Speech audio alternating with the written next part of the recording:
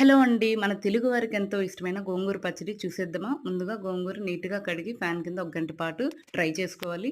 ఇప్పుడు స్టవ్ పైన పాన్ పెట్టి ఆయిల్ వేసి ఆయిల్ హీట్ ఎక్కాక 2 టేబుల్ స్పూన్స్ జీలకర్ర, ధనియాలు, కొంచెం మెంతులు రోస్ట్ చేసుకోవాలి. ఇప్పుడు ఇంగువ, ఎండుమిర్చి కూడా వేసి రోస్ట్ చేసేసుకోవాలి. ఎండుమిర్చి మన స్పైసీనెస్ తగ్గట్టు మాడకుండా రోస్ట్ చేసుకోండి. ఇప్పుడు అదే పాన్‌లో కొంచెం ఆయిల్ యాడ్ చేసి ముందుగా డ్రై చేసి పెట్టుకున్న గోంగూరని బాగా రోస్ట్ చేసుకోవాలండి. బాగా మగ్గిపోవాలి. పచ్చిదనం అంతా పోవాలి. మెత్తటి పేస్ట్‌లా వచ్చేసేయాలి. ఇప్పుడు ముందుగా వేయించి పెట్టుకున్న ఇంగ్రీడియెంట్స్‌ని మెత్తటి పౌడర్‌లా చేసుకొని, బాగా మగ్గుతున్న గోంగూరలో ఈ పౌడర్‌ని యాడ్ చేసేసుకొని, సాల్ట్ కూడా మన టేస్ట్‌కి తగ్గట్టు వేసుకొని బాగా మిక్స్ చేసుకోవాలండి. వేరే పాన్ తీసుకొని ఆయిల్ పెట్టి, ఆయిల్ హీట్ ఎక్కాక జీలకర్ర, మెంతులు, పచ్చెనగపప్పు, మినపప్పు, అలాగే కచ్చా పచ్చాగా దంచుకున్న వెల్లుల్లి రెబ్బలు, ఎండుమిర్చి, ఇంగువ వేసుకొని ఫ్రై చేసేసుకొని, ఇది బాగా మగ్గుతున్న గోంగూరలోకి యాడ్ చేసి మిక్స్ చేసుకుంటే, ఫైనల్‌గా సాల్ట్ చెక్ చేసేసుకోండి. అంతే, గోంగూర పచ్చడి రెడీ.